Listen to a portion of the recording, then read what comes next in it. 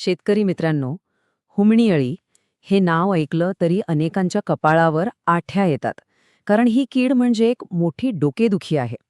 तर आज आपण याच समस्येवर नियंत्रण कसं मिळवायचं याचा एक स्पष्ट आणि पक्का आराखडा बघणार आहोत. असं होतं नाही का? शेतात सगळं काही अलबेल असतं, हिरवंगार पीक डोलत असतं आणि एकाएकी ते माना टाकायला लागतं. आपल्याला कळतच नाही की नेमकं काय चुकलं. जर असा अनुभव येत असेल तर समजून जा की याचं कारण वर नाही तर जमिनीच्या आत दडलेलं आहे. हो, हाच तो अदृश्य शत्रू, हुमणी अळी, जी जमिनीखाली शांतपणे आपलं काम करत राहते, पिकांची मुळं कुरतडते आणि आपल्या डोळ्यादेखत उभं पीक वाया घालवते. या समस्येचा कायमचा बंदोबस्त करण्यासाठी आपण या 5 महत्त्वाच्या टप्प्यांमध्ये संपूर्ण माहिती घेणार आहोत. चला तर मग सुरुवात करूया. सगळ्यात आधी हे समजून घेऊया की हा शत्रू आपल्या पिकांचं नेमकं नुकसान करतो तरी कसं. ही अळी काय करते तर पिकाची जी मुख्य मुळं असतात त्यांना हात लावत नाही, पण जी बारीक नाजूक तंतुमुळं असतात ना, जी खरं तर झाडासाठी अन्न आणि पाणी शोषून घेतात, त्यांनाच खाऊन टाकते. आणि मग काय, झाडाचा सगळा पोषण पुरवठाच बंद आणि ते जागेवरच सुकून जातं. आणि हे नुकसान अजिबात किरकोळ नाहीये. जर वेळीच यावर नियंत्रण मिळवलं नाही तर हुमणीमुळे पिकाचं तब्बल 30 ते 40% नुकसान होऊ शकतं. म्हणजे विचार करा किती मोठा आर्थिक फटका आहे हा. ठीक आहे, तर नुकसान कसं होतं हे आपल्याला कळलं.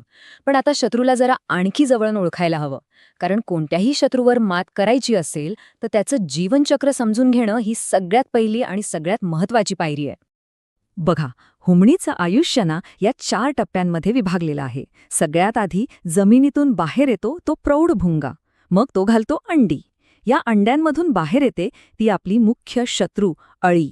आणि मग हीच अळी पुढे जाऊन कोश अवस्थेत जाते. आपल्याला याच प्रत्येक टप्प्यावर योग्य वेळी हल्ला करायचा आहे. आता हे वाक्य एकदम पक्क लक्षात ठेवा. या सगळ्या अवस्थांमध्ये पिकाचं सगळ्यात जास्त नुकसान करणारी अवस्था कोणती असेल तर ती आहे अळी अवस्था. हीच आपली खरी डोकेदुखी आहे आणि आपलं मुख्य लक्ष्यही हीच आहे. म्हणूनच आपली लढाई सुरू होते ती अगदी पहिल्या टप्प्यापासून. म्हणजे अळी जन्मालाच येऊ नये म्हणून थेट तिच्या आईवडिलांना म्हणजे प्रौढ भुंग्यालाच आपण लक्ष्य करणार आहोत. आता प्रश्न पडेल की एका भुंग्याला मारून काय होणार? तर एक मादी भुंगा तिच्या आयुष्यात साधारणपणे 50 ते 60 अंडी घालते. म्हणजे विचार करा, एक भुंगा जरी आपण नियंत्रणात आणला तरी पुढे होणाऱ्या 50 ते 60 अळ्यांचा धोका आपण टाळतोय. आणि हे करायची एक एकदम सोपी आणि प्रभावी पद्धत आहे प्रकाश सापळा. काय करायचंय तर पहिला पाऊस पडून गेला की रात्रीच्या वेळी शेतात एक दिवा लावायचा, त्याच्या खाली रॉकेल किंवा तेल टाकलेल्या पाण्याचं पसरट भांडं ठेवायचं. झालं, भुंगे त्या दिव्याकडे येतात, पाण्यात पडतात आणि आपोआप नष्ट होतात. बरं, यासोबत अजून एक गोष्ट करता येते. हे भुंगे ज्या झाडांची पानं खातात म्हणजे कडुनिंब, बाबूळ, बोर, त्या झाडांवरच संध्याकाळच्या वेळी कीटकनाशक फवारलं तर तिथेच त्यांचा बंदोबस्त होतो.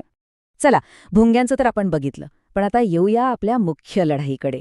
म्हणजे जमिनीत ज्या अळ्या आधीपासून आहेत त्यांचं काय करायचं, कारण खरं नुकसान तर त्या करतायत. इथे आपल्याकडे प्रामुख्याने 2 मार्ग आहेत. एक आहे रासायनिक पद्धत जी पटकन परिणाम दाखवते आणि दुसरा मार्ग आहे सेंद्रिय किंवा जैविक, जो जमिनीच्या आरोग्याचा विचार करून काम करतो. रासायनिक पद्धत वापरायची असेल तर क्लोरोपायरिफॉससारखं कीटकनाशक साधारणपणे एकरी 1 लिटर घेऊन ते पाण्याच्या प्रवाहाबरोबर शेतात सोडायचं.